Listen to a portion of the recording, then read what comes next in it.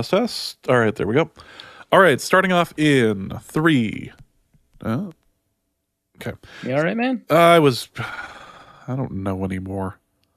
I've never known. All right. Starting sounding like Dusty after some of the earlier episodes. Starting off in 3, 2, 1.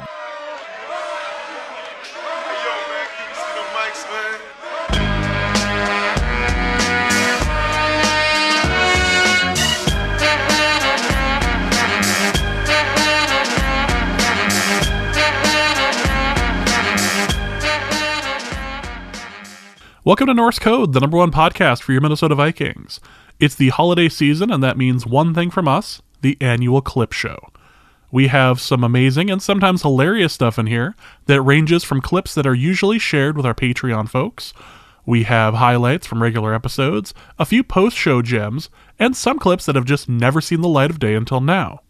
Things you can look forward to include the James Madison honorary degree speech, Arif's Baby Witches lecture, a visit to our various corners, especially the passive-aggressive ones, the bingo rant, and the companion piece to that, which is Don from Ohio's Christmas gift to me. I just want to take a moment and say thank you from Arif and I to every single one of you. You are the reason we continue to do this show after 7 years and very nearly 1 million downloads. You continue to make this show entertaining and keep us going when the team is as inconsistent as it has been this year. As always, the warning is that these clips are uncensored. There's a lot of random cursing in here from both of us, so it's either headphones or just keep the show away from the little ones that are running around in their Norse code baby onesies. Again, thank you guys so much for listening, and let's get this underway. Go to the bathroom. I'm going to put you to bed here in just a minute, okay? I'm going to put you to bed here in just a sec. I need you to go potty. Fine, I'll go to the bathroom. All right, I'm good to go. Listen, all I want is for you to stop using your goddamn pull-up like a diaper, okay? Jesus. It's the same. What's the difference? No, it is not the same. They do not hold liquid the same, and your pants are telling the story, asshole.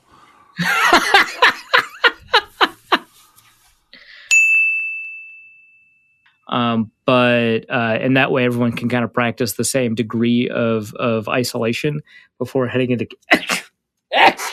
Fuck! Wow, Jesus Christ! My God, disastrous episode.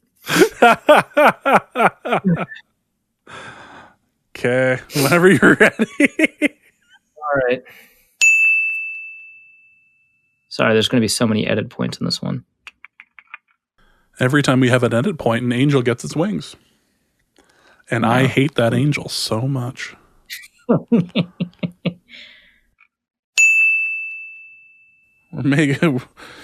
Much like how wrestling isn't wrestling, we're not really a football podcast. I don't know if you knew that, but I don't know if we've ever been, but we're certainly not now.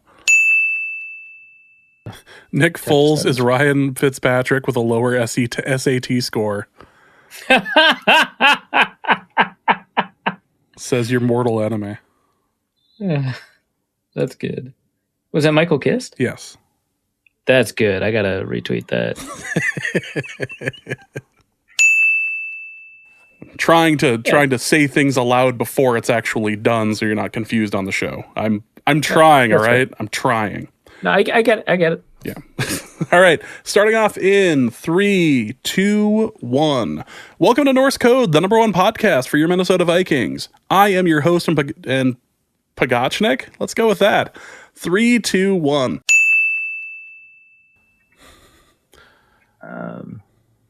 How are the corners? Well, here's the thing. Before I talk about the cornerbacks, I need to remind everyone I'm an atheist. All right.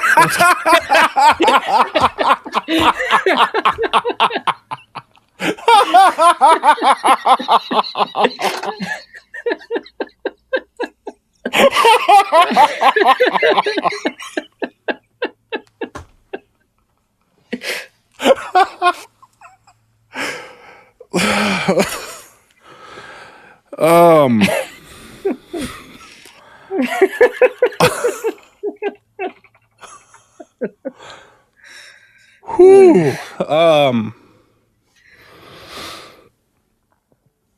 All right, let's so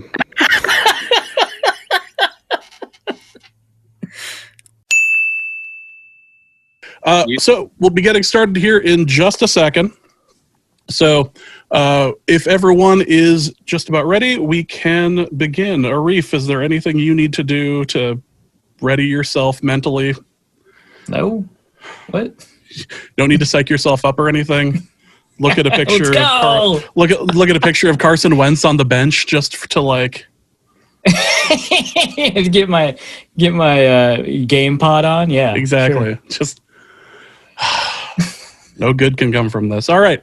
Well, if you are prepared, then let's get going. I honestly don't even know how the end of episode 352 turned into this. For whatever reason, we started talking about the people who follow Arif on social media that happen to be involved with with publications that talk about James Madison University. And somehow that led to one of my favorite clips of the year, which is Arif accepting his James Madison University honorary degree. Okay, yes. So the two James Madison sports blogs, they follow you or they appreciate you? They're very aware of me. I think one of them does follow me. They're very aware of me, though. And they respond every single time I kind of shat on Ben DiNucci in the game. They're like, Arif, come on. These are your dukes. These are your dukes. And I was like, look, I'm here for Ben DiNucci, but that was the worst incompletion I've seen in a while. Not since Josh Freeman have I been that astonished by some quarterback play on my screen. So they're pretty aware of me. I am not an infinite amount away from a James Madison honorary degree. I'll say that. You're closer. In fact, you're closer than most.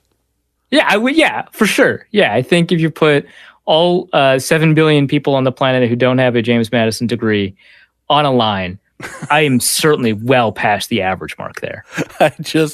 I want them to bring you in for an honorary degree and have you address the college graduates that year and have you explain your journey and how you became associated with the great James Madison University.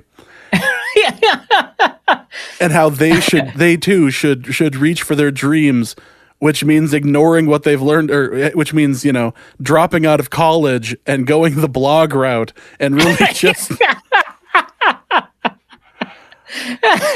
I want that moment for you so badly. I will gladly show up in the front row to go see that explanation. Your James Madison University honorary degree acceptance speech.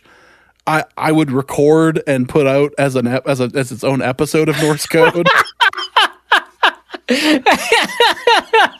It would have to be long-winded as hell, and I know you could do me proud on that. Oh yeah, I could. 25-ish minutes, just it, and half of it is just nonsensical rambling about how NDSU cheats.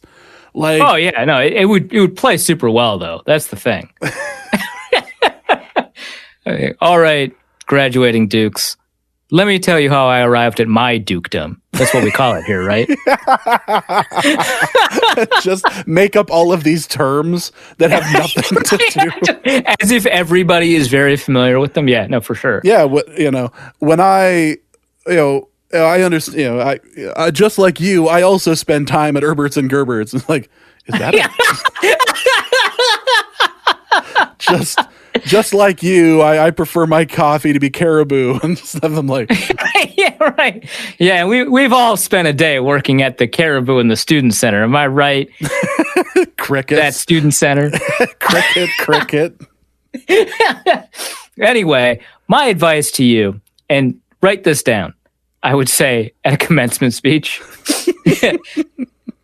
find your guiding light. For me, I was fueled by hate.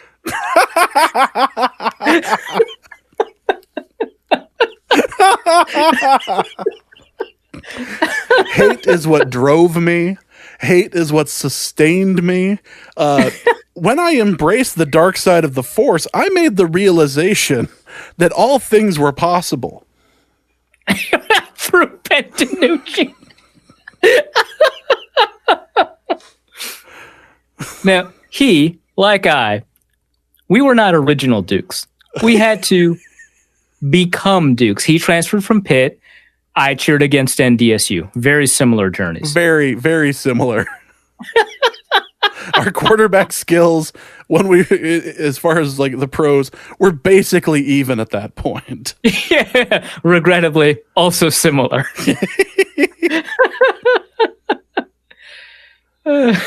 This is a wonderful idea. I want so badly for. I just need to know which booster I need to donate to make this a thing. Like, it can't be that much. So I just need to know. Or they just like name part of their field after you, like, or their practice field. I would float into heaven if they did that. the lift they use for film. Like, the cherry picker or whatever. The Arifa San Memorial Cherry Picker, even though you're not dead. You're not dead. That would be. I think that'd be incredible. That would be the next possible step. I'm going to need to look into to naming rights with next year's money if COVID like closes everything. Be like, how much money do I have to donate to James Madison University in order to get Arif's name on something? If it's in the 4 digits, we could save it up over a couple of years and do it.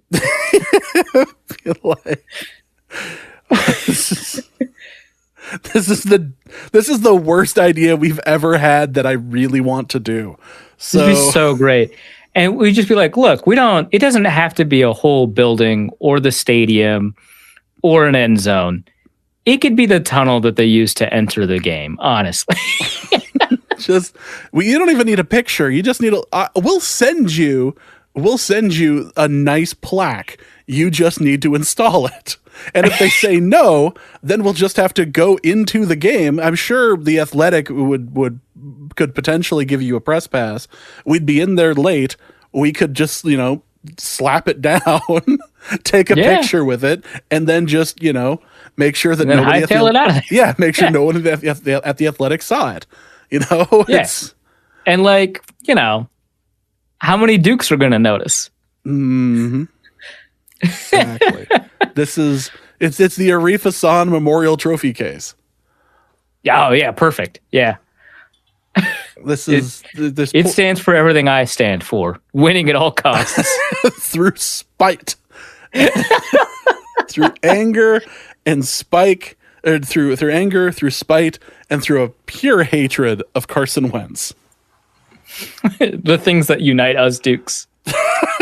This has legs. I'm telling you, there's options here.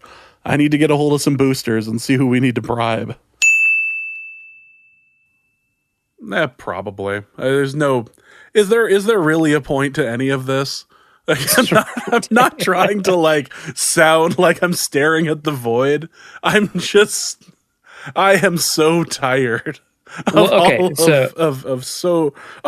sides, really, because let's just be honest. It's both sides are equal in all of the. Oh God! Jesus Christ! Did you just say that? Where's my vomit bag? I always have a vomit bag for these episodes. Where's my vomit bag? I'm very confused at the moment. That's fucking hilarious. I'm normally prepared for these sorts of things. What's going on right now? Actually, honestly, rude of you to reveal that. Listen, all I'm trying to do is to provide the truth. That's all That's why I signed on to do this whole show. Had nothing to do with fucking bet. I am in a constant state of trying to make sure that the truth is told on Norse code. Yeah. That's why we have a segment of time devoted to the truth surrounding the Avril Lavigne Melissa conspiracy. I'm saying that's exactly why I'm here, because I believe so intently. on this that, and there's enough evidence to suggest all of these things. It's right. It's important to me. Yeah. Yep. That's your commitment to the truth is why we need to expose these things. I'm not suggesting that we involve ourselves in any gotcha journalism, but I am saying that we should start.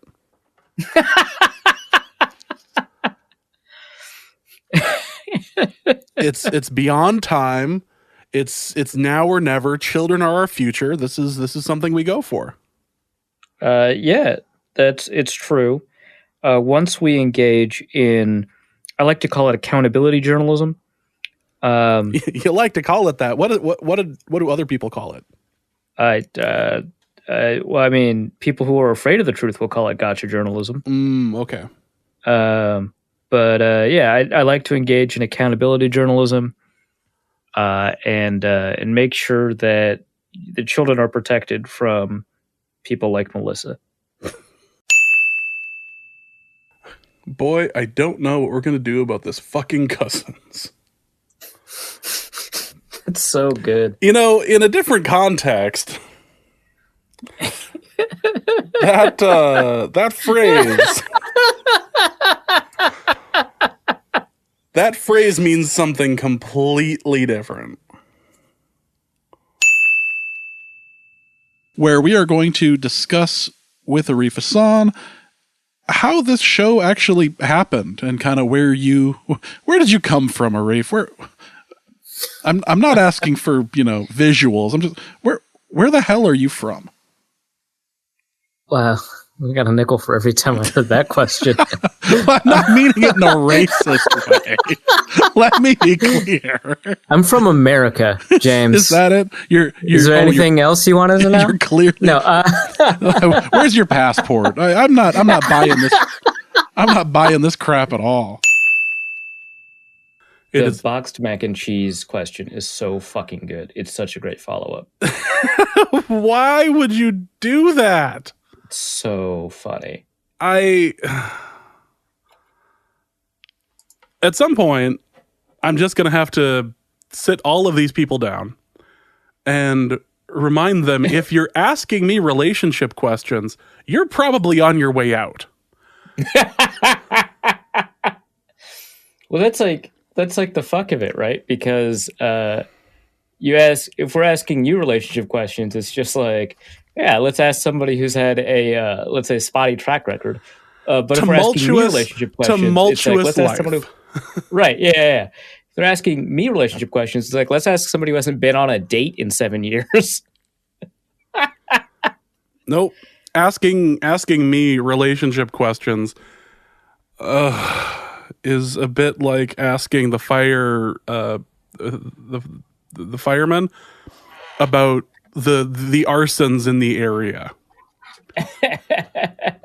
No, I had nothing to do with any of them. But if I did, here's how it would have happened. If I did it. OJ, how would you commit this? See, I didn't go for the low-hanging OJ fruit. I didn't go for the low-hanging OJ fruit. I'm trying to be more tasteful. This is adult James. This isn't just James just willing to just jump at a joke like that. No. Adult James knows that might be in poor taste. What, did you come up with this new take on yourself 5 minutes ago? What the fuck? Listen, there's been a lot of talk on Twitter. Changing. There's been a lot of discussion on Twitter about how you're some role model or how you are some guardian angel out there, and maybe I'm a little jealous that nobody thinks of me as their guardian angel and more like the devil on their shoulder.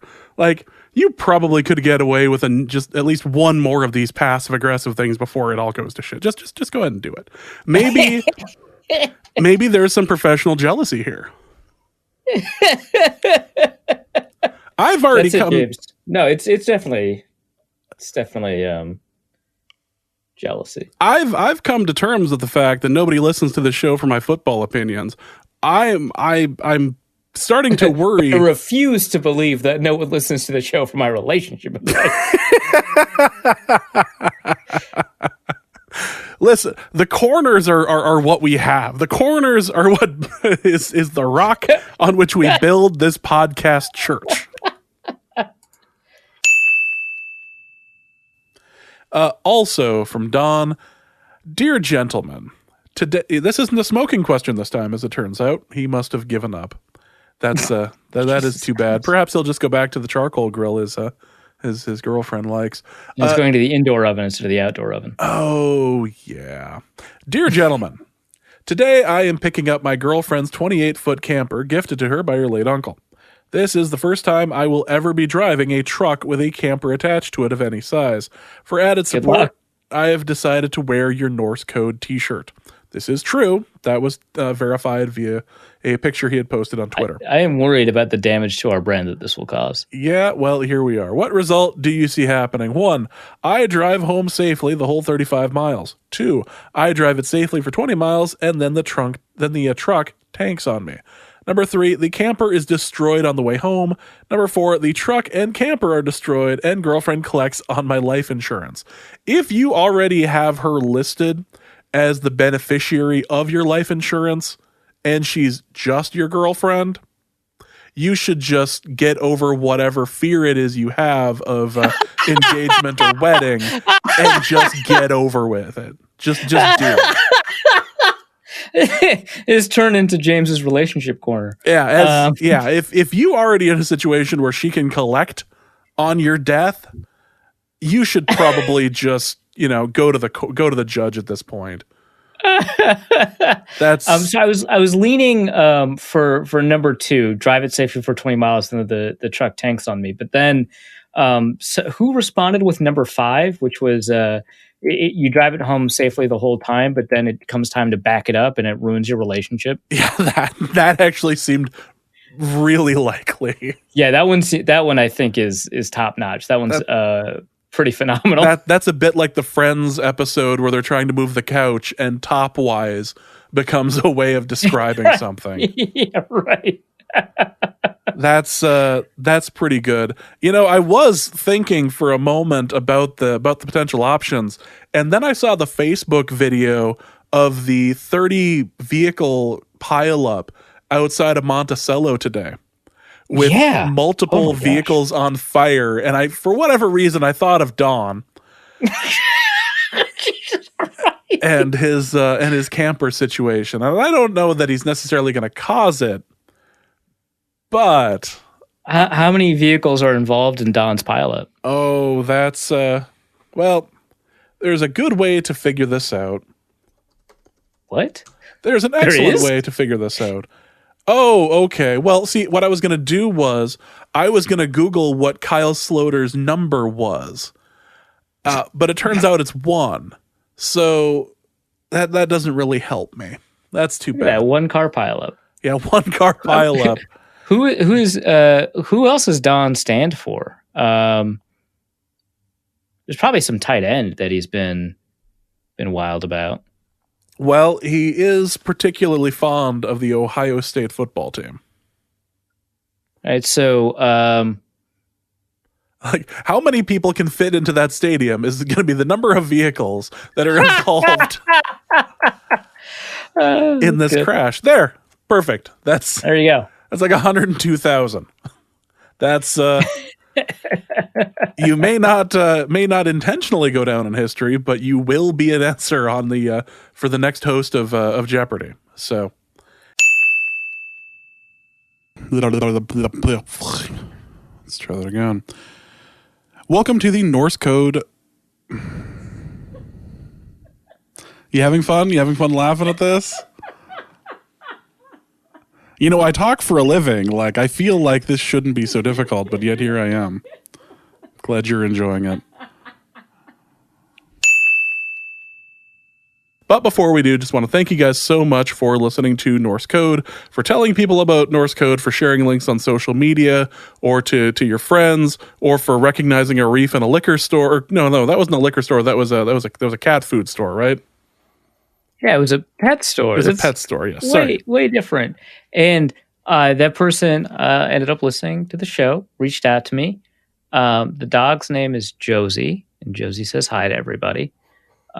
So yeah, that's pleasant all around. Wholesome content is why people listen to Norse Code. Honestly, has nothing to do with. And they apparently recognized it because they were just listening to the show before they got into the stores, so that must have wigged them out a lot. Well, I had that happen over at the. I had something like that happen over at the Jets tailgate, whereas they were like somebody had like said something like, "Oh, hey, this is James from Norse Code." I was like, I was listening to that on the way over here. It's like, I think my reaction was, I'm sorry. Like, oh, whoops, you weren't supposed to do that. Well, I was apologizing for the sound quality from the Bar None show in New York. So it was like, because from the passive aggressive DJ who was slowly turning the music up as we were recording our episode. I will support passive aggressive behavior in all of their forums, but yeah, it was that truly embracing their role as a Minnesota bar. It was so funny. I love being double booked. Sometimes, as a broadcaster, there's a word that just cannot leave your tongue no matter how many times you try it. And in this case, it wasn't helped by the fact that somebody in the corner was laughing at me while I tried to say the word masochism. Nolan Kaler asks, question for Arif's dating corner. I started dating someone recently. No, it wasn't through an app. How do I explain the Wow. That's the word that's going to mess me up today? Okay, 148.20. I was doing so well, and then I fucked it up. Masochism. All right, let's try masochism one more time. 3, 2, 1. Nolan Kaler asks, question for Arif's dating corner. I started dating someone recently. No, it wasn't through an app. How do I explain the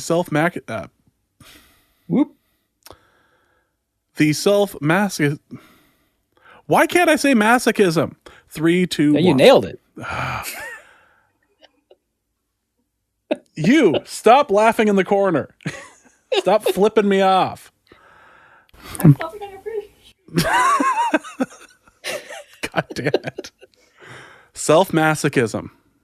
How do I explain the self-masochism of being a Vikings fan to this person?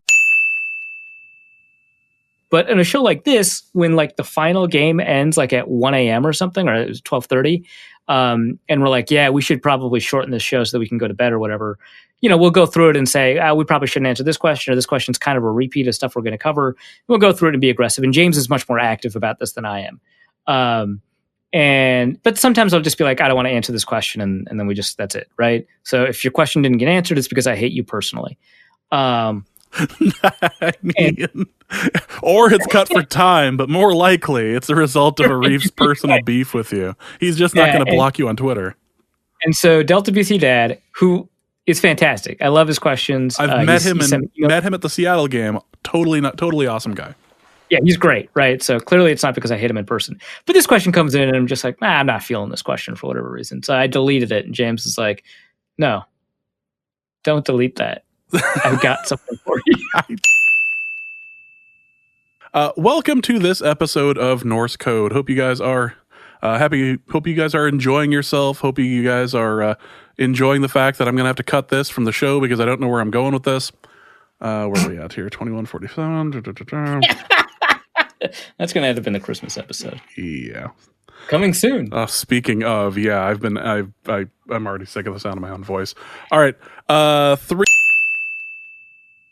Next time one of these not a sodas is opened up, it'll be right in front of the mic and in the middle of a sentence. It'll be muted on the show, but you'll hear it. Oh, you'll hear it. Oh, good. I look forward to it. This is a good dynamic for us. This is a passive aggressive thing that we've been talking about on the show, and it's about time that we finally apply these lessons into our real life situations. It's time for people to stop acting polite and start acting real. Next time on the Real Code. Oh, no. Okay, fine.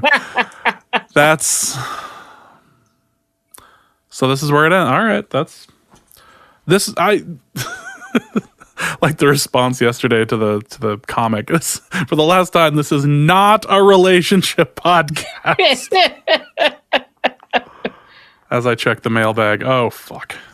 Dear Reef and James, my husband has become a beekeeper. The problem is that now the neighborhood girls are all interested in bees and him. This isn't right at all. What would you suggest? Sorry, wait, did we get that? Sadly, no. I'm just waiting for beekeeper stuff so that we can manage to combine Arif's beekeeping corner with the relationship corner. This is my series arc. This is my plan. This is my...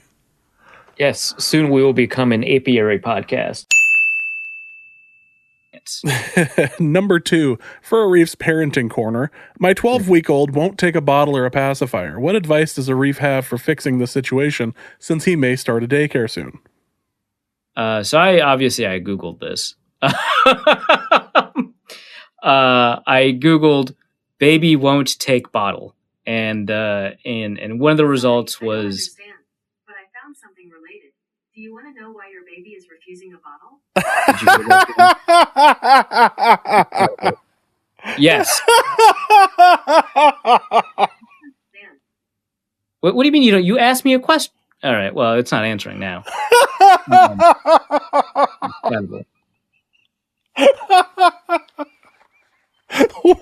I mean, how helpful. They asked me if I wanted to know, and I said yes. Hey, I'm not blaming you. I just didn't think I was going to have to put something from this episode in the Christmas episode now. And I'm just, all right. No, now I want to know what they're going to say. Hey, Google, why won't my baby take a bottle? On the website pieceofcakeparenting.com, they say, if your baby is finicky, he may like a very specific temperature for his milk. When it's too warm or too cold, he can be more likely to refuse his bottle. Yeah, that doesn't sound like the problem here. Okay. Let's start back at, well, I obviously Googled this. Okay. Next question is from Don from Ohio, who asks, I want to congratulate Arif on his insert name here on making it to the FCS title game. I know he is excited that his insert nickname here get to take on NDSU yet again, and I'm sure win or lose, insert name here will do him proud. That is rude. I've been a lifelong fan of the James Madison Dukes. They founded in 1972 as a football team, by the way. Incredible team. They're after their second title in, I want to say, 4 years. And they're going up against their longtime rival NDSU, who smell like farts. It's pretty incredible what they've been able to do as a young program. They've had their coach hired away, Mike Houston, I think, over to Carolina school, but just East Carolina, yeah. But they've still been able to maintain this really incredible high quality football. Again, they've got that quarterback who's a dual threat. They've got that running back whose name I can't pronounce, who has been really just remarkable in this playoff run. They've scored the most points in school history in one playoff game, and in the next playoff game, they play a low-scoring, grinded-out, shutout win. They can do it all.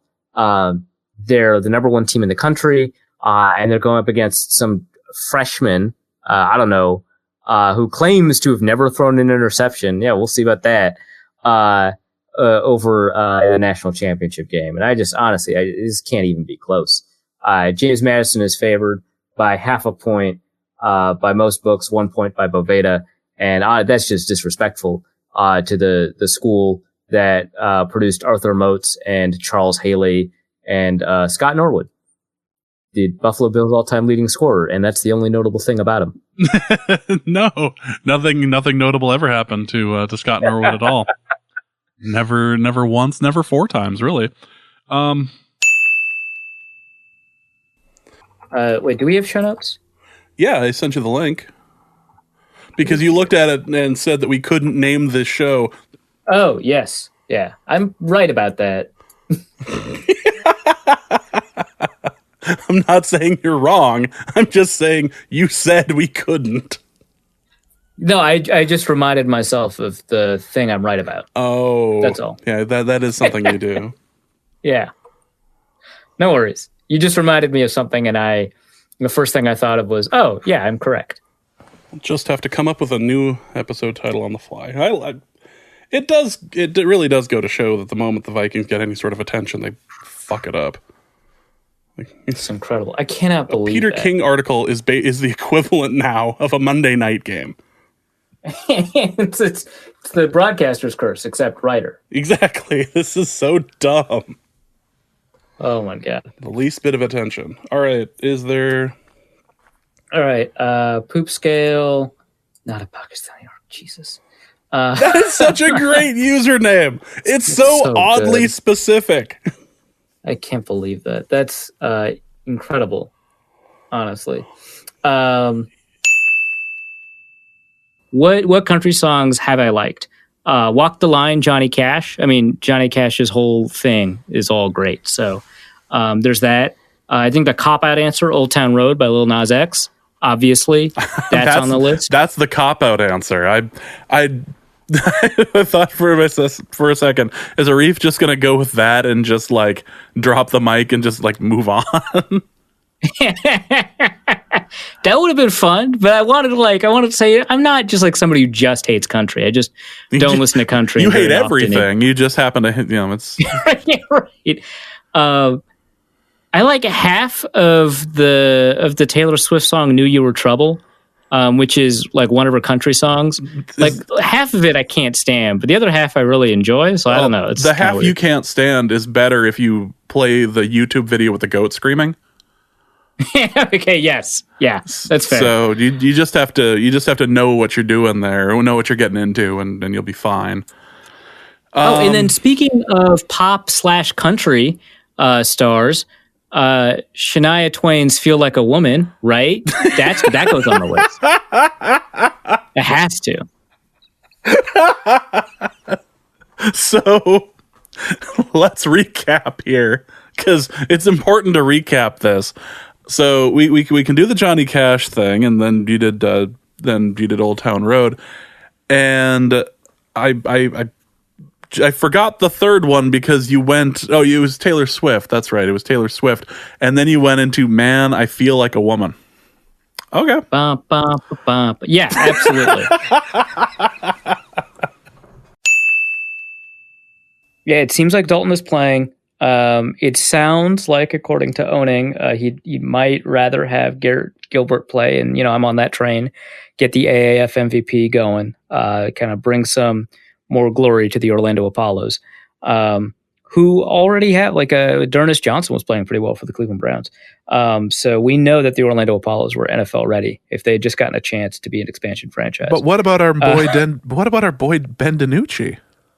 It's tough, right? You've got two really great quarterbacks on the team, two really phenomenal players, and it's like a Joe Montana, Steve Young situation. Like at some point, you have to pick one and go with it.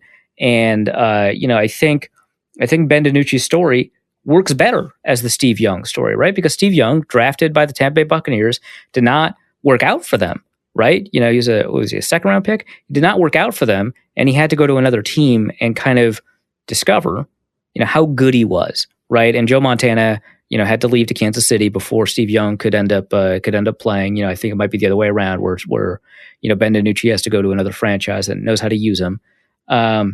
But is that the Eagles or is that the Vikings? The energy of him being on the Eagles would make me combust. We cannot have that. But in division, I think, to continue playing Carson Wentz for as long as he is an Eagle. So actually, no, a team that knows how to use him would by definition not be in the NFC East. So I don't know. The day that Ben DiNucci beats out Carson Wentz for a starting position, I think is the day you retire. And you're like, nope. Right. So that's it. I'm gone. Bye, guys. I can't. This is it. You guys don't seem to realize I have to walk away from this now. Right. This is the George Costanza. I got to leave on a high note. Exactly. As we went onto the air and as I was editing the show notes for episode 328, a number of questions started coming in about the moon. And I had absolutely no idea what anyone was talking about. My mistake was asking Arif, who happen to know everything about this incredibly stupid situation. So this is more of a James reaction clip. Like, you have those reaction videos on YouTube where they listen to songs that have existed and have been super popular for like 30 years. They're like, wow, I can't believe I never heard this. I kind of have the opposite reaction to this, as Arif describes baby witches to me. All right, let's get into the actual show and not talk about the moon anymore. Probably. The Minnesota Vikings. The moon. I hate you. I don't want to. I'm muscling through this because one of the dumbest things I've ever heard crawled into my ear all of 5 minutes ago, and I'm really trying to focus on this. It was like the shortest. We are 40 minutes past our initial scheduled recording time, and a lot of this was consumed by the moon. I hate everything at the moment. Let's cheer me up and talk about COVID stuff. So.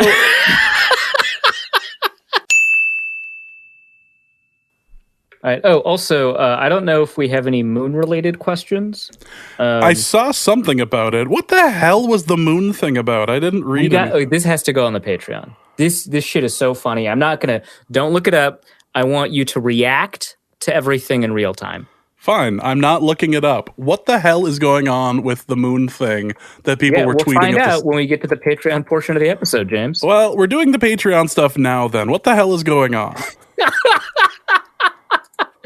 All right, so who's hexing the moon? Baby witches. Let me start. I'm sorry. Beginning. Something crazy got into my ear. Could you say that again? Okay, so baby witches have hexed the moon. This is a problem. Okay, so as you may have noticed in your various deity-related tasks, particularly if you commune with Artemis or Selene or Luna or another moon god, the vibrational energy of the moon is off. And if you are having those kinds of questions, well, fear not, we have the answer. Well, yeah, that probably explains why my right knee has been a little bit weak lately. Sometimes it's weather, sometimes it's low pressure systems. Other times it's when little baby witches hex the moon. Yeah, so a group of fresh baby witches who are members of Witch Talk, which is TikTok, but it's the witch part of TikTok. I'm reminded of the Rick and Morty episode where like, would you like to develop an app? This is a witch version of TikTok that we can use to hex the moon. Well, so this is just an organizing medium, right? It's just TikTok, but the witches have formed their own TikTok community. I don't really know how TikTok works, but I assume it's a lot like Twitter, where like people you follow, you've got friends lists and whatever, right? So they all follow each other. They're all new witches, and so the problem with just baby witches in general, apparently, is that because witchcraft can steer into very dangerous territory very quickly, as you know. Baby witches, which is just really just new witches, people new to witchcraft, they really need to just spend time studying witchcraft and getting involved with protection spells. That's kind of the sphere that they can get in, and then from there they can kind of move on to other stuff. The problem here is that they initially... So this actually initially has very little to do with the moon. They initially attempted to hex the Fae. Do you know what the Fae are? The Fae? No, I'm going to need some more information because apparently I'm not woke enough on baby witch. Woke has got to be the wrong word to use here. All right, so the Fae. Well, okay, so the Fae are, I guess, Celtic specific. Fair folk exist outside of the Celtic islands, but so. They hexed fair folk, and this is important to remember. Fair folk do not abide by human morals, so because they're not humans. That actually right? that agrees with every person I've ever seen who works at a fair. Okay, yeah. No, that's not what fair folk means. Oh, James. but it should. It still applies. I mean, there's probably a pretty decent Venn diagram involved there, if I'm being honest. But fair folk are not humans. They're like, they're like what we call like fairies and stuff. But because morality is a human construct, our interactions with them can be kind of contentious because we just have like a different understanding of the way the world works. Mm-hmm. So it's not that they're malevolent; they just have different customs, right? But what is kind of universal across cultures is if you fuck with someone, they'll fuck with you back. And the problem is that fair folk can curse you with trickery for the rest of your life, curse your bloodline. They can steal your soul. So baby witches initially started by hexing fair folk. Big problem.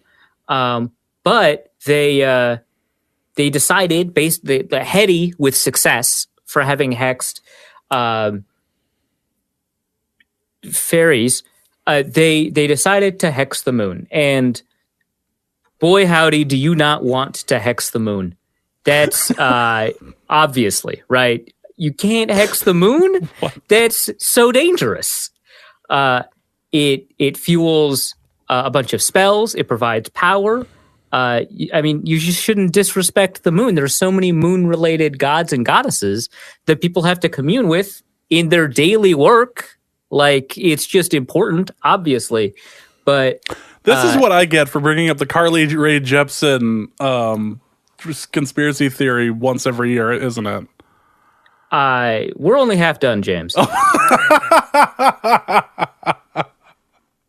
So obviously, if you hex the moon, you haven't physically hurt the moon. It's the moon. It'll be there. But you have probably screwed up with some energies involving the gods and goddesses. And one of the issues here is that Artemis, one of the moon gods, is especially affected by a hex on the moon, or at least especially offended. Probably the gods are probably fine, right?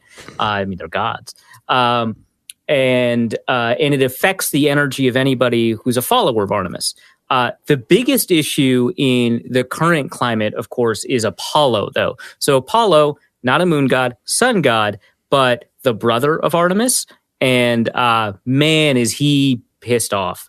And witches across the planet are reporting that candles lit up in prayer for Artemis or Apollo, they're not lighting. They're just not lighting. And that's pretty alarming. Apollo, in addition to being the god of the sun, is a god of medicine. And man, you don't want to piss off the god of medicine in the middle of a pandemic, do you, James? Right. So that's going to be an issue, right? You hex Apollo's sister in the middle of a pandemic. The best that's going to happen to you is the hex comes back, right? That's the best thing that can happen. What might happen is that medicine just stops working. Anyway, we've got testimonials from witches all across the globe that spells are failing now when previously they were succeeding. We've got people's moods are all akimbo. There's a report of one of the baby witches having died, because you can't mess with a hex, or you can't hex the moon. You've only been witching for like a year or two, right? You can't hex the moon. Clearly bit off more than they could chew. Hexing things. So,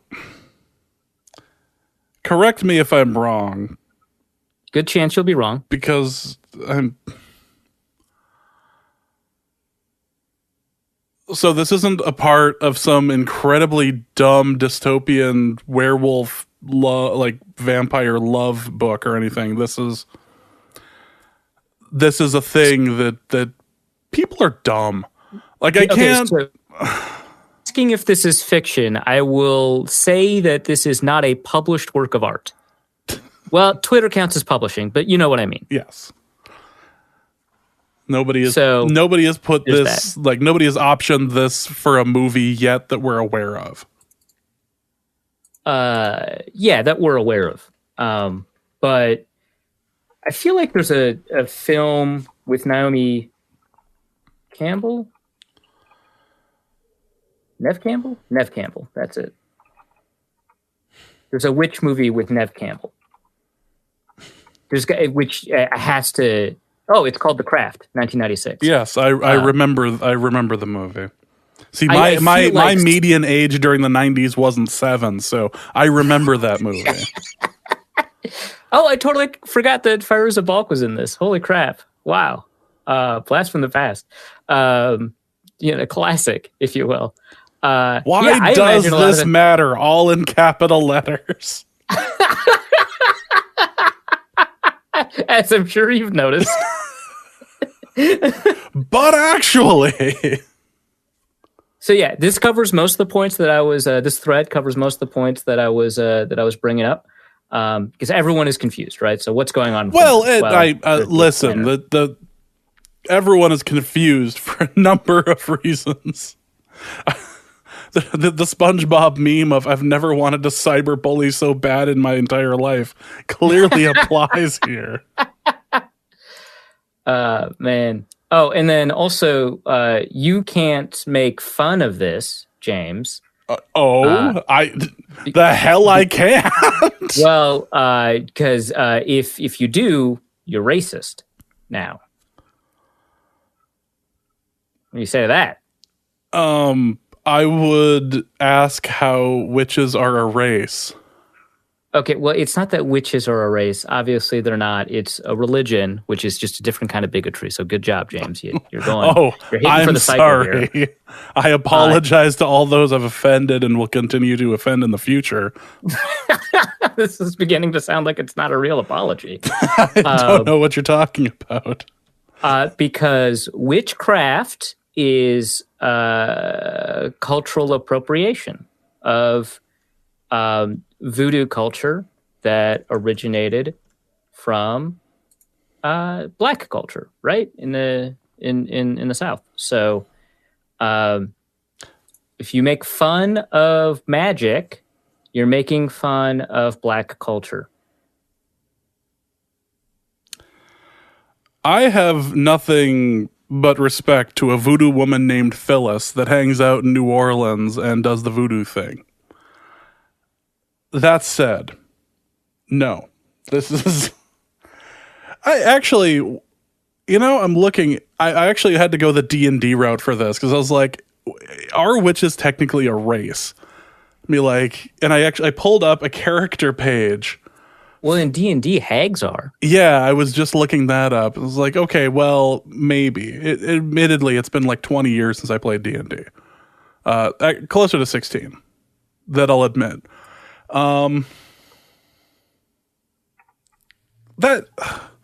Why is this? What are you? Death. One of the witches that hexed the moon allegedly died. I'm begging you guys to stop messing around with. All right, I can't even anymore. I'm done. You wanted to know about the moon stuff, and now someone's dead, James. And now someone's dead, and it's probably my fault.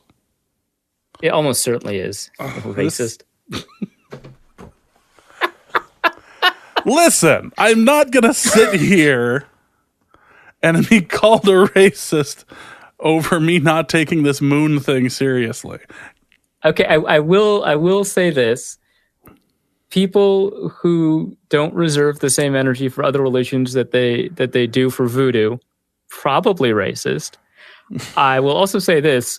The way that what is it called? Neo-paganism? I think it's called neo-paganism is practiced is very clearly just an amalgam of the way magic has been used across like 80 different cultures, including European cultures. So it's kind of weird to just be like, you make fun of this, you're making fun of black people, you're racist. like I don't think the English stole Stonehenge from black people in 3000 BC. I think those druids were just druids. Paul Mooney would have something to say about that, but Paul Mooney's not here to talk about it. Oh, God, I'm not implying he's dead. I'm just saying that he's not on the podcast. As far as I know, Paul Mooney is alive and well. Well, he's 78. Who knows what's going to happen? Is he? I suppose he was old on Chappelle's show. That was again like 16 years ago. Okay, so I want to say I learned something today. No, you didn't. But I didn't. It was the opposite of, actually. The opposite of learning is when you lose faith in humanity, and my God, we are there. Well, to restore that faith, we should probably unhex the moon. You know what? I'd be willing to like wear a button to raise awareness. Maybe even like a bracelet, like the Live Strong ones that people used to wear, like just like an unhex the moon bracelet. That is so. Why is that a thing? People are dumb. You don't want to like rehex the moon. If I call it dumb, am I rehexing the moon? Well, no, because obviously hexing the moon is dumb. So we're good here. This is what I get for bringing up that conspiracy theory. I'm convinced. Yes, that I hope you enjoyed this time. But call me maybe has a different meaning, a much deeper, more sinister meaning. This is just dumb. Oh, wait, what did I just get done saying? Oh, no. Forcing Dusty to read that whole thing, by the way, one of the greatest accomplishments of my entire adult life. You sent it to me, and I still haven't read it. So well, I'm not considering, you reading it fine. You're not, missing out on anything. Making Dusty read it, like almost forcing him to read it because that's all I was going to talk about for 2 days until he read it, despite the fact that I knew it was absolutely just insane. Like him finally sitting down to read, like, okay, I've read it, and I was like, okay, I don't want to talk about it. I want to talk about baseball. And it's like, fuck you. Like, I hate you. I hate everything about you. This was written by Max Landis? It was. Oh, now I have to read it. God damn it. I mean, this guy's a piece of shit, but he is so good at telling stories. One more body has been claimed. One more soul has been... Oh, this is wonderful. Together, we will unhex this moon. I'm not into it. Oh, so I forgot. You just don't like fun. Okay. No, I'm way too online, so I just have a higher standard for online humor than you. Oh, that's right. That's part of the whole Seattle thing. Oh my god. Seahawks Twitter oh thing. my Okay, god. my bad. Oh my god. I forgot your level your level of things has to be a certain point, which is why all the Seahawks Twitter photoshops are all just immaculate compared to the ones coming out of Minnesota. I fucking hate They're you. uncomfortably good. You know what? We just start the fucking show so I can just get out of here, huh? How about that? Is that what you think? Is that what that's gonna be your saving grace? Fine. I'm gonna do an hour and a half with you, fucker, and we're gonna be done.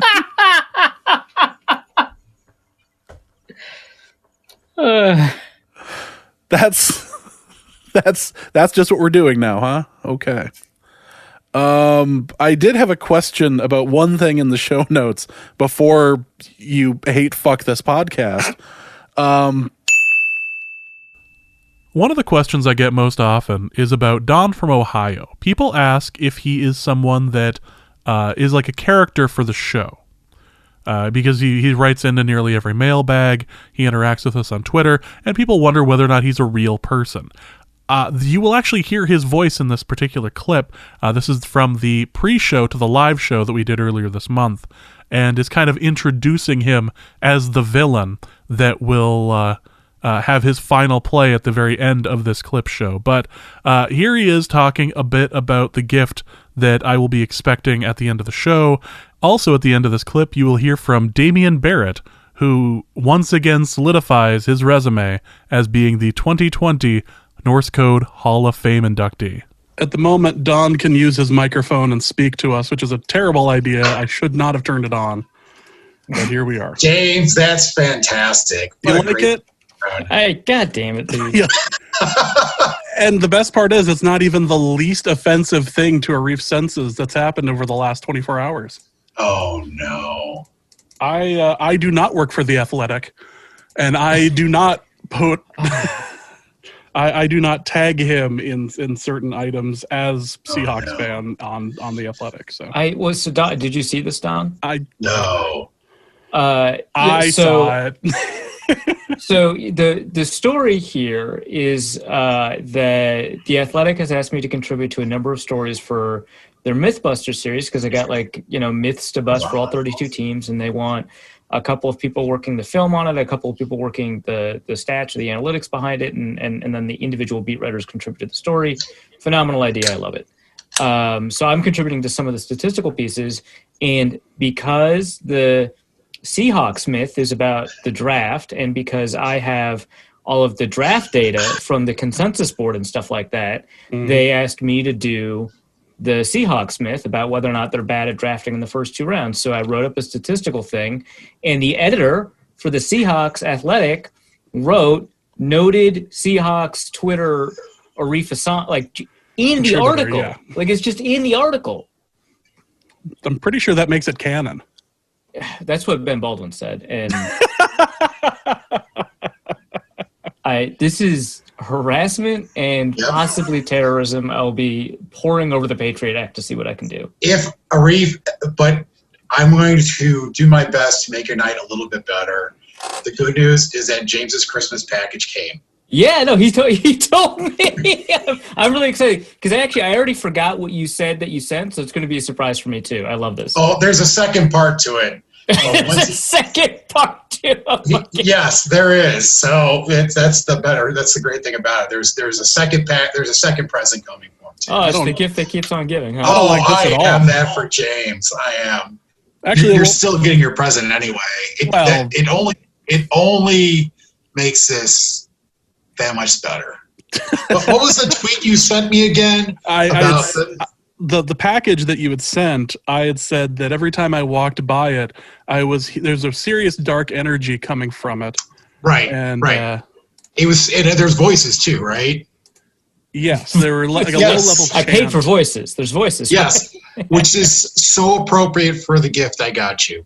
Yeah. We'll just leave it at that. So. Anyone else getting the strong feeling they're about to be an accessory to a crime? Now, to be fair, there's no blood coming from the box. So yeah, it's well sealed. Yeah. Yet. Right. Just like in 7. That has been referenced already, yes. Multiple times. My wife and I had this a playful argument at one point before we got married. I believe it was shortly before we got married, and I was sitting at home and I was peeling an orange with my thumb.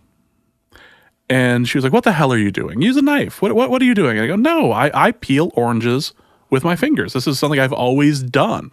I have these massive hands. I feel like I am. Yeah, this is just what I do. So I peel an orange with my hands, with my thumbs."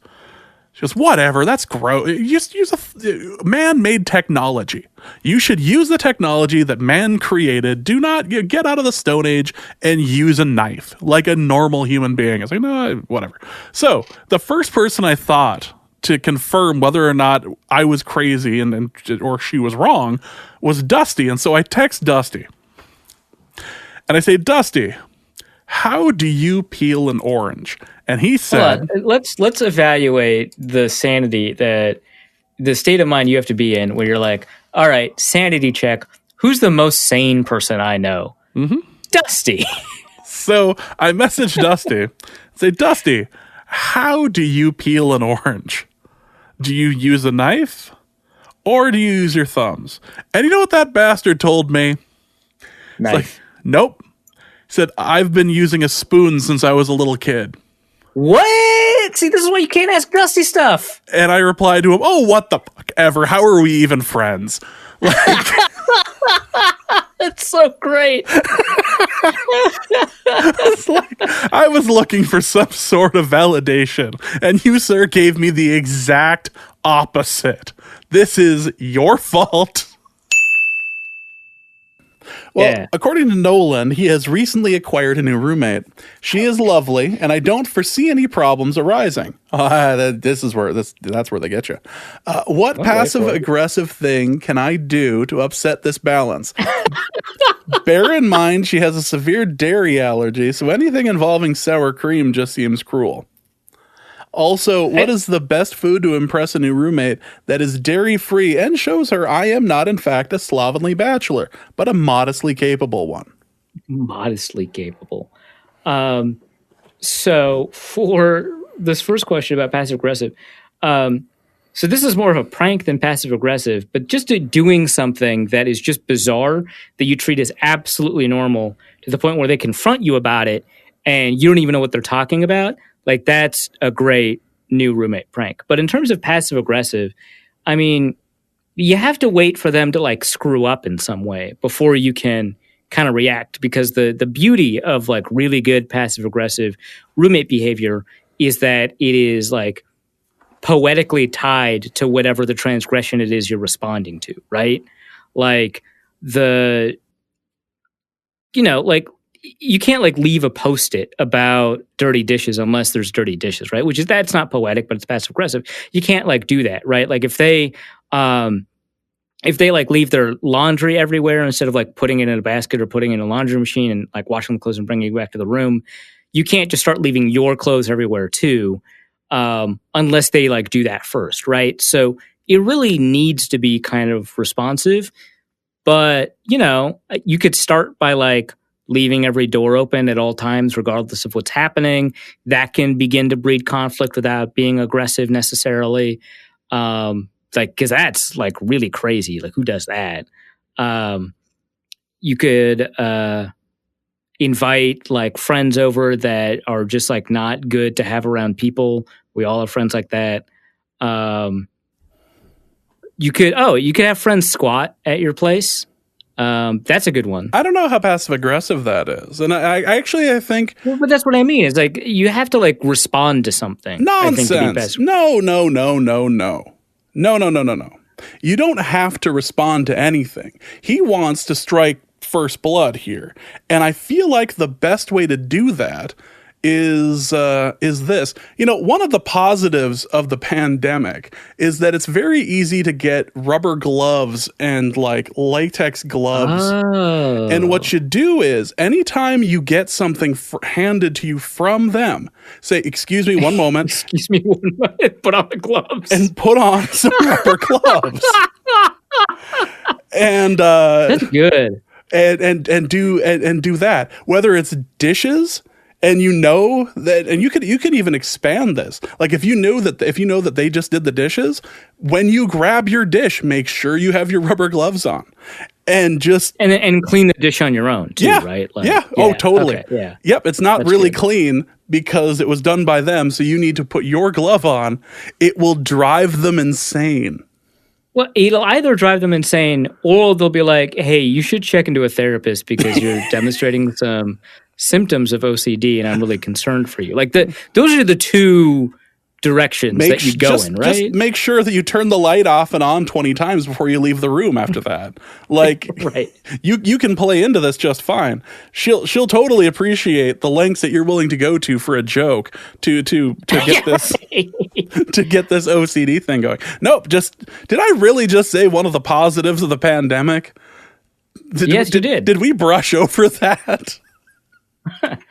Yeah, we just kind of skip right past it. We're just gonna let James talk there. Great. That was unnecessary roughness. 15-yard penalty. Repeat first down. But then we got into like, what are the fun ones? What are the ones that you only hear once in a blue moon? So it was like, false start. Everyone but the center. 5-yard penalty. Repeat first down. Or 15 yards for giving him the business. That literally was the next one. It was personal foul. Unnecessary roughness. Giving him the business. 15-yard penalty. First down. Timeout. I just want to I don't know if it would necessarily be better if it was actually like Bane as a ref, or if they just sounded like, or if it was like the South Park episode where they were just wearing the masks and being like, it doesn't matter who we are. What matters is our plan. You should have stayed away from our wives, UPS man. It's still kind of like the, it's a holding penalty. For you. That is a holding penalty. Looks at offense. For you. That was a classic case of pass interference. This will be very penalizing for you. You're getting like weirdly close to a bad Indian accent. Oh, yes. Good. That's always been the goal. Did you see what Dusty retweeted about we got to see, we can't do anything yet. We have to see whether or not the Broncos win in the Electoral College.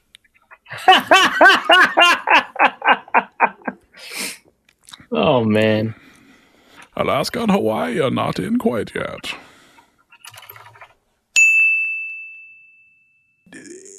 Things can still feel morally wrong on this. You can still have... So now we're moving away from the realm of science into the realm of ethera. Listen, my beliefs and feelings matter just as much as your science. If there is a theme for 2020, it appears to be that. And you can call me selfish, you can call me many things, but I believe it is patriotic to have this opinion. I'm kind of losing the train of thought here, but the point is I can still think you're wrong and dumb. All right, so let's wrap this up here. Nick asks for a Reef's parenting corner. God damn it. I have a 3-year-old son. My wife and I had him sleeping through the night and in his own bed. One night, the wife let him fall asleep in our bed, and now he refuses to even sleep in his, quote, big boy bed. Any advice? So I know James has advice for this. I know that this is something James probably has an answer to. Bribe him with suckers. Oh, that sounds great. I have no clue how to solve this problem. In my head, I'm just like, well, why don't you just lock the door? Which, Arif, that's a child. He's just going to bang on the door. Yep. Best case scenario, he just falls asleep on the floor there, but he never just does. Right. Yeah. But yeah, I'd like, so I don't know, maybe ask him like why. No, you're reasoning with a 3-year-old. That's a terrible decision. Don't do that. Oh, okay, cool. Yeah. It's like a bear. You can't show fear. Like, don't do that. I don't know. Does his room lock from the other side? He's a kid. I don't know. Lock him in his room. That's a terrible decision because you're just going to get screaming. You have to go to the bathroom. Yeah. Well, they're typically not. They're typically not. Bathroom trained at that point. Right. They're 3. Yeah. I don't know. It's the parenting corner. I don't know what I'm talking about. So do not engage negotiation. You're better off just with straight up bribery. All right. Yeah. Bribe the kid. Yep. I am a big believer in just bribing children to do things, and setting up your own spy network, which we can cover on a different episode. If you're looking for the best example of a Reef's laughter, this is probably the one. We discuss the rise and fall and really the everlasting love that is Ben DiNucci and the footprints in the sand. Finally, Don from Ohio asks, Super Bowl champion Carson Wentz dominated the matchup last night with a Reef's boy DiNucci, including giving the Cowboy the ball 4 extra times so the kid could look good bringing the team back. He couldn't. Where does a Reef's brand go from here? It goes up, dude. I mean, think about this. You can't get up unless you get knocked down. You can't write a good story unless the hero faces the moment of struggle where he has to figure out, is this all worth it? I've been beaten. I've been destroyed. This is the perfect storybook ending. I mean, just take a look at any hero's journey, right? It begins with, you're safe at home. This is Ben DiNucci at JMU. He's safe. And then a reluctant call to action. I don't want to save this franchise, man. I want Dak to do it, but I have to. Also in the hero's journey, the parents die for some reason. Thankfully, that hasn't seemed to happen to Ben DiNucci. So, hope we don't follow every part of the hero's journey. He's not part Batman yet. Yeah, but reluctant call to action. Eventually, he takes up the mantle. He tries it out. He knows he has to do it. And then the hero faces the pit of despair. That's where we're at in the story, man. But is this going to end in a Super Bowl ring? Probably several. Just incredible stuff from Ben DiNucci. His grit, his stick-to-itiveness, his never giving up. His sidearm. His sidearm. He was trying to win the game when there were 9 seconds left and they were down 2 touchdowns. Come on, man. You can't knock that. That's incredible. Tenacity. He doesn't slide because, tenacity. He doesn't slide because the NFL rulebook defines sliding as giving yourself up. And he never gives up. Really? That's... I like how you approach the mic just a little bit closer, too, for the movie voiceover part. Really? I think it's the first time in the history of the podcast I've done that. I'm deleting the next question. We're ending on that. Because I can't come up with anything better after that. My mind was just blown. That is going to be it for this episode of Norse Code. We hope you enjoyed it. Arif, where can they find your work? theathletic.com/author/Arif-Hassan. Click on any of my pieces there. And if you're not subscribed, you can get subscribed. And that will give me credit, which helps pay my bills. And I don't know, it gives me a raise at some point, hopefully. So do that to read my work and support my work. Otherwise, I guess, I don't know, you get a bunch of my takes for free on twitter.com /Arif-Hassan NFL. But, if you want the good stuff, the primo stuff, head over to The Athletic. Or keep listening to this, or just keep listening to these episodes, and we'll just see if Arif can break out the movie voiceover voice again. It'll be, who knows what's possible. Anything is possible through Ben DiNucci. Through Ben DiNucci, whom's through all things are possible. Whenever I watch Ben DiNucci, I always see just one set of footprints just walking in the sand.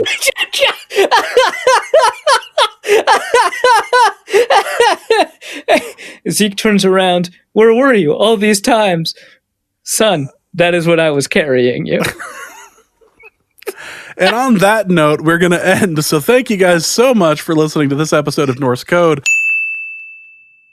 Ryan asks, for James's passive-aggressive corner, I recently realized that I have remade versions of meals that my girlfriend cooked 3 times in the last week. How long can I continue this trend before she realizes it? Also, follow-up, does putting this in the Twitter ether amplify the passive aggression, or will it be the downfall? And aside, as an aside, her meals weren't bad. I just get particular with food and realized that after the 3rd reimagined dish, what I was doing. Can you even realize that you were eating the same meal, but with your own twig? That's pretty interesting. There is a level of disconnect here that is just beautiful. This is about as intended or not. This is true passive aggressive behavior. Well, so the caveat here is how often you generally repeat meals, because if you've got a rotation of about 7 or 8 meals that you typically cook, this means nothing at all, right? It sounds like typically the meals are fairly unique, right? That you're not going to remake a meal for maybe a month or something. And if that's the case, then that is A, probably going to get noticed somewhat quickly, and B, is definitely already passive. I think you've already crossed the threshold at that 3rd point, right? I don't think you can say it's no longer passive aggressive. So how long until she notices? Probably the next meal. I mean, if you're used to having unique dinners. I don't know. Here's I guess the thing. only thing I think you're right on the uniqueness being the key here. Yeah, if you have pasta 3 times a week, it just doesn't count, right? That's what you're doing. I think the the most passive aggressive thing you could do is, she's going to cook, and then you get Uber Eats. Like that's borderline aggressive. That's just mean. That's well, yeah, but it's not like passive aggressive is nice. Well, like, yeah, but there's a difference between see what he's doing, and I can sympathize, Ryan. Believe me, I can sympathize. What Ryan is doing her here, food isn't bad. I just don't like it. Yeah, that's that's what it sounds like. That's what that's what he is trying to say here. And is what he's doing. Did she listen to the podcast? I assume not, right? Like you wouldn't get this question right if she did. But. Probably not, but we have had listeners' wives and girlfriends chime in. So yes, we have. This is a thing. To answer your question, Ryan, first off, I applaud your level of passive aggressive here. It is truly top notch. However, it does it brings up the whole like when does she notice thing. It would have to be right around the time that something incredibly specific that she had made very like something like fairly unique, and then you ended up just doing it. Like if you found yourself in a situation where you waited a day or waiting a day would be obvious, but like you have to find that sweet spot of like how many days or like a week or so before you actually did it. Now, if you're just knocking them out, and the more specific the entree, probably the more you have to wait. Like if it's like a chicken and rice dish where the chicken is cooked in a particular way, you could probably wait 2 days or something, and just make a different chicken and rice dish that is essentially the same with some tweaks that are specific to you. But if it's like a mushroom risotto, you probably have to wait a week and a half before you make it. Yep. Yeah. There has to be, you have to find that sweet spot, because if you want this game to continue, and we've had people come in to the mailbag and be upset that they ruined their game. They ruined their passive aggressive game by making mention of what they were doing and how they felt like they had ruined their relationship as a result, because they no longer got the same joy out of their relationship. They didn't get the same thrill. Exactly. There's a certain level here. So if you want to continue to do this, you are going to have to figure out the period of time that is in fact the sweet spot. So I wish we could give better advice, but there's clearly so many contextual clues, and how much you modify the dish, right? Yeah. If it's still very recognizable, but there's only one or two tweaks, that I think is probably where you're at in terms of like, you didn't make this right, passive aggressiveness. But if you make a lot of tweaks, you could just say it's a different dish. Like your food was so good, it reminded me of this other food that I really liked. This is more of a play on, right? Yeah, that's right. You inspired me to make this separate dish, right? But if it's like, let's go back to the mushroom risotto example. If maybe she was a little bit too quick pouring, I don't know if anyone knows how to make, I shouldn't say I don't know if anyone. So if you don't know how to make risotto, you got to take your time pouring the broth into the rice as it's cooking. And you got to wait for all the liquid to absorb before you pour more in. It's kind of a time consuming process. If you've ever watched Chopped, you know that rushing it can screw it up pretty easily. Does everybody on Chopped lose when they make risotto? I think they do. So, episode 356, we decided to record a little earlier than normal, and as a result, my kids weren't asleep yet. They were actually just finishing a game of bingo that they were playing, and as a result, that led to one of the more infamous rants I've ever had on the show. I have since apologized or said I probably went a little too far in my rant about people who play bingo in bars. I don't have a problem with most people who do it. Just, well, you'll hear it here as to what happened. Apologies if you hear bingo being called in the background. That's going to end here in a second. All right. No worries. Suppose you wouldn't have a frame of reference for this, but it is a bit like being in Dart League and the bingo games are going on and you have to wait until the bingo games are done before you start Dart League. And so it has a bit of an element to that. It's just the way it is. Fucking bingo people. They suck! They are the worst, and they hate the fact that you are in their bar. Like for the 45 minutes of bingo is going on in a bar, it is their bar. Let alone ignoring the fact that you are going to be there for darts for at least 2.5 hours and drinking far more than they are. Stupid, entitled swine.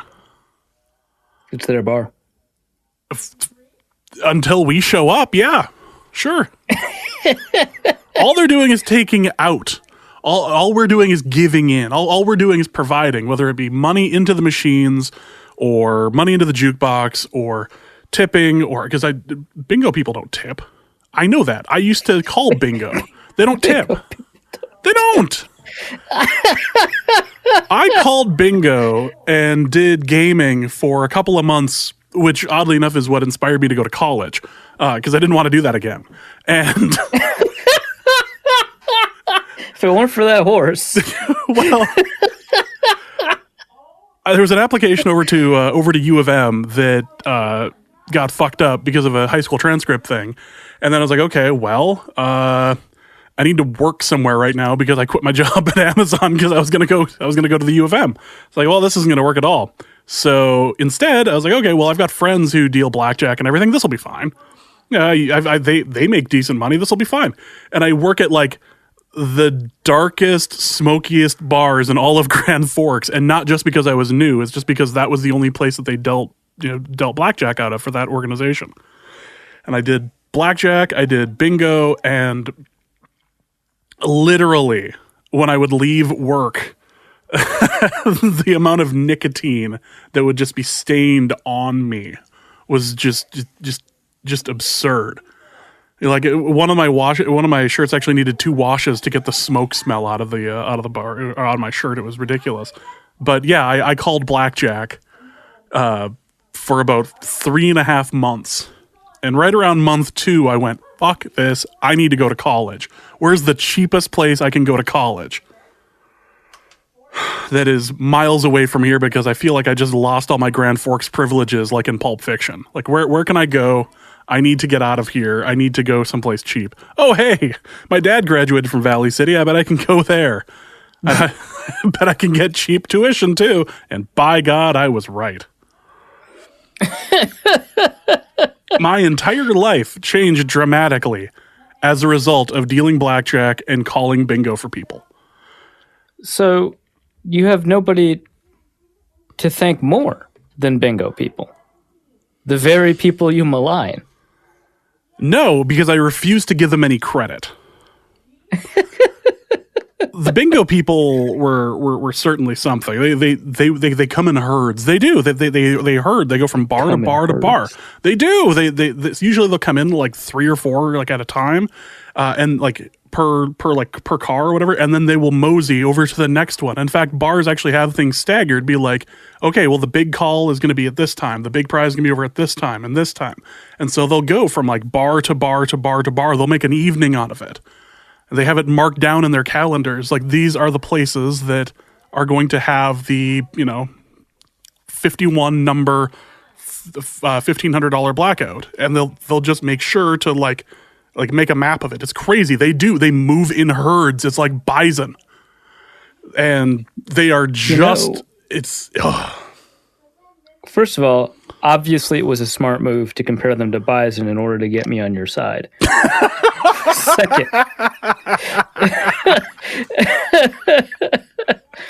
Second, if this wasn't like an activity that people voluntarily engaged in, this would begin to sound a lot like racism.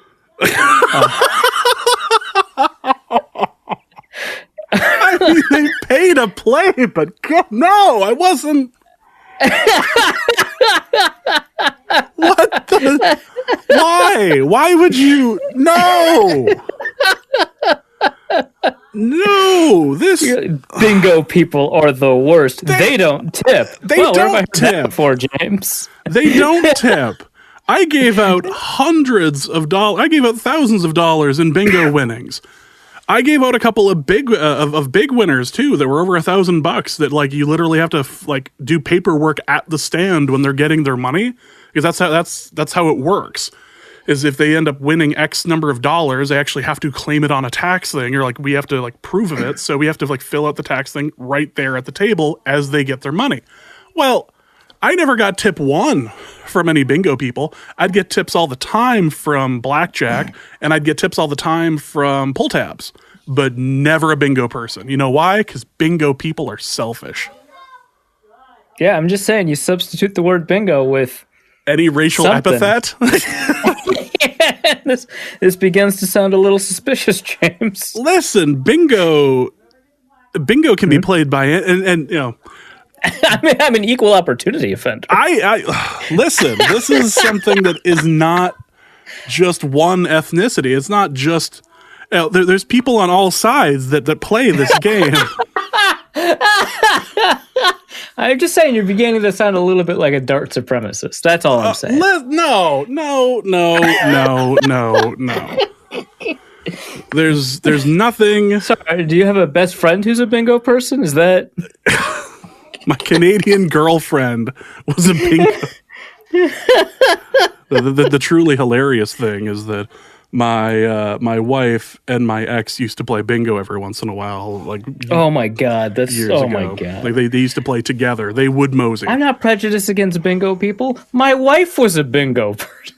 Yep. Before she learned the error of her ways. This is so good. This is not racist. I'm not Dusty. You can't just like shoehorn in that I'm being racist on this. All vocations have bingo people in them too. It's you say bingo. They do it in churches. They do it in bars. They mosey. They move from village to dell and eat up all the resources. Are all bitchy They are all bitchy when all the popcorn is out of the machine because they're not paying to eat. They want the free stuff from the bar. Oh my god! This is You're a doing thing. This on purpose now. No, absolutely not. This is They use up all the resources. They love freeloading. They do, dude. The bingo people will go in and eat all of the free stuff over there because they are in for the win. They're in to pay like $10 to potentially win $1,500 or $500 on one of the lower games. But they're in for the penny in the pound. They want this investment, this potential windfall. Tell me more about all the Cadillacs welfare queens buy. Oh my god, dude. I can't. I cannot believe you. I'm trying to explain why bingo people are the worst, and all you want to do is talk about the racial institutions of America and the parallels between this. I will have you know that I have seen the most vicious of physical fights happen as a result of a bingo game. Never a blackjack game, never any other part of like gambling or anything. I've seen vicious fights at a bar, and I've seen vicious fights outside a bar, but never anything compared to the vicious physical fights that can happen at bingo. Those people are pissed. What can you fight about? At big, like talking too loudly. Oh Jesus! Talking too loudly, or ripping up somebody's, or like getting upset at somebody and like ripping up their card, or like I've seen bingo daubers whipped at like 80 miles an hour at somebody's head. They rip up people's cards. Yep, in anger. Jesus. Wow. And these feuds, that's kind of fucked. I'm telling you, these feuds will go from bar to bar to bar because again, they all are a part of the circuit. So they come in and get their $2 or they get their dollar can of Coke, and so they're just sipping on that because they're going in for $1 here. They're eating all your free popcorn. They're not in for like the mixed drink or whatever because they got to drive to the next bar. And so they get into the argument. Oh, yep, Stella's over there. Yep, I see you, Stella. You gonna cheat again this game? How are you gonna do it? And then are you in cahoots with the ARC over there, with the people who are calling the game? And just terrible like trash talking between bingo people exists. And what they'll do is they'll go to the next bar. That you can trash talk it in a game that is 100% chance. Yep, that's amazing. Oh, absolutely. You can and all the passive aggression in the world can happen as a result of all of this. Like just like very much. What are the odds? Exactly. No, it's completely it. But at the same time, you do see people that are like happy to see each other or whatever. But yeah, it's pretty ridiculous. Hey, bud. Have a good night. Okay. Yep. Love you. Love it. But yeah, it's absolute just anarchy. And it goes like to the next bar and be like, oh, you went over there, you went over here, and I have seen old ladies just throw bombs at each other, all their quilting supplies just shooting up into the air as they do this. It is something magical to behold. Yeah, not quilters. Quilters are a sect of the bingo people, but not all bingo people are quilters. Not all quilters are bingo people. So it's not all bingo people. You're not. No. I'm glad that I could shine a tiki torch of enlightenment on this for you, because this is something that I feel very strongly about, obviously, and I feel like more people should rally to my cause. We should have some form of a meeting to discuss all of this, But you want to remain anonymous just in case. Well, yes. I mean, the bingo. The problem is that the bingo people vote. The bingo people. The bingo people have a very long memory about these sorts of things, and they don't like slights against them. So, yeah, the bingo thing is real, man. I'm telling you, it's not something that is easily dismissed, and is the more we say bingo, the more it sounds like an old-timey slur from the 20s. Listen here. Check out those bingos. Man, you better be careful about those bingo people right there. The worst part is, they vote. The worst part is, they vote. Now, who gave them the vote? Meanwhile, I can't get myself a Manhattan, but meanwhile, the bingo people can go out and vote and cause all sorts of nonsense. All sorts of racket and whatnot. Yeah, it's ridiculous. All right, I think I'm done ranting about bingo people. Is that your favorite moment of the year so far? That was incredible. It's a thing, and they do go from village to dell. They go from bar to bar to bar. And they vote. That might have been where I went too far, but. It was either that or the tiki torch of enlightenment. Either way. That was beautiful. I don't know what you're talking about.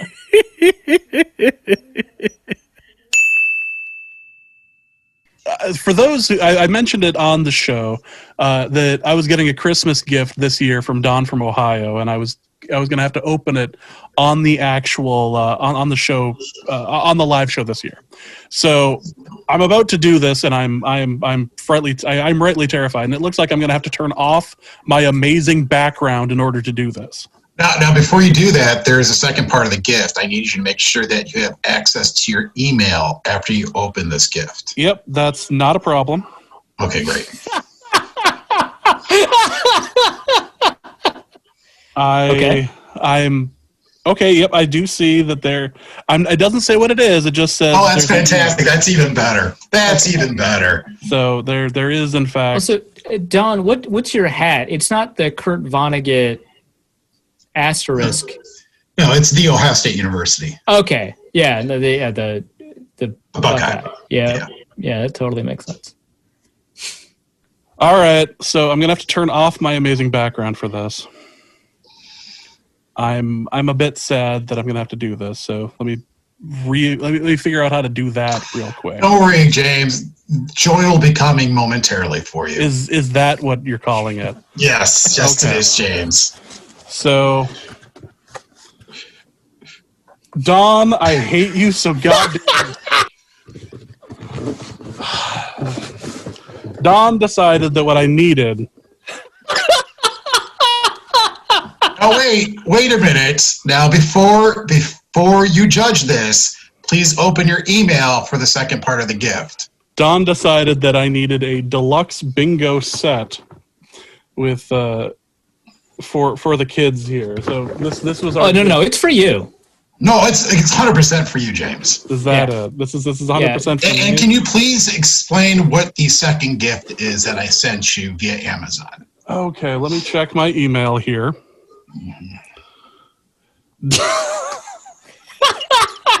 What does it say, James? What is it? What did it get you? Don sent a gift. I believe. What kind of gift, James? What kind of gift? That's an ebook. Yes. Which is convenient. I do have a paperweight. Wonderful. Perfect. So that will be useful. What is the ebook? The ebook is How to Win at Bingo: Cheap Hacks and Hints, Tips and Tricks to help you increase your odds of winning. And the picture, the fellow who's on the cover is in front of like a snowball, like a USB mic. Like he couldn't be any less official if he tried. Right, so good. right. We erroneously thought, and thank you, Don, for correcting us. We erroneously thought that there could not have been any strategy to bingo, and that the people sniping over bingo were only sniping about whether or not someone paid off the bingo caller or whatever it is that it takes you to cheat. But Don has provided James with a strategy guide. Absolutely. And so that James can know more about the sport that he so loves to talk about, bingo. Yes. Yeah, I'm really excited. I'm too. And to be honest, the reason why people hate bingo is because they don't know how to play it. Just like, when you gamble like in poker or blackjack, it's like, it's just all like, no. It's not like that at all. James, I wanted to make sure you had ability to get your first bingo win against Edith and Edna, that I wanted you to have every ability and every chance you can have that you should be prepared for. Just like when I played poker, I read as many poker books as possible to be prepared for others. James, I feel like you were too down on yourself when it came to bingo. So therefore, I wanted to make sure that you have hours upon hours of practice now with your new bingo cards and your bingo machine. And I'm sure that ebook is going to give you many, minutes, hours of however long it is. Joy. Yeah. I would also say we were talking about constructing an opera. I can't imagine a better opera than James, newcomer to the bingo scene, taking the bingo world. But it's like the Queen's Gambit, but bingo. Come on, James, and think about it. How wonderful would it be for you to go into that bingo hall again, right? And you get bingo, and you just you set up, you go bingo, and you just taunt Edith or Edna with that bingo card with your marker that bounced, and you got it on their line or four corners, whatever. It's just taunt them in their face. Just taunt them. It's like, look, I showed you two old hags. I showed you that I could beat you at this game. That to me, I just picture that. That is what I hope for, James. Just for the sheer moment, the one time in your life that you could go up to these depending wearing just horrible women who have just taunted you for all these years, and I want you to get over your national nightmare, James. Holy crap, Dusty. And bingo became his name-o. How James Pekosnik stormed the bingo world 069 at a time. Dusty, you unmute yourself this second. Yes. I cannot even right now.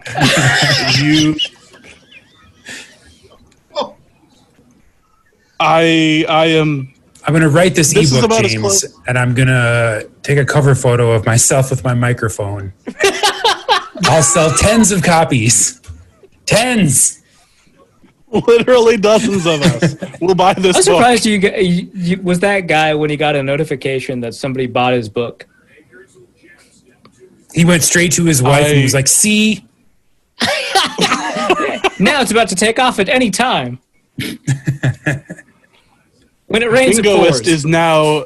Yeah, Adam Bryant asks, is Bingoist the new Patreon level? Yes, it is. It's the people who buy the year subscription are now referred to as the Bingoists. Because it is in fact going to be under $350. It's less. There is a discount if you go to Patreon to do the year subscription, so it is actually less than $350. So I mean, it is less than you are coming in to pay normally. So yeah. I also feel like my gift has put me into the Norse Code Hall of Fame. Well, I mean, we can only bring one entrant in a year, and Damian Barrett's making a real strong case. Yeah, but I came in strong at the end. Damian also slandered James too. I would never do that. This is like, do we care more about season-long production or clutch production at the end? This is a tough conversation.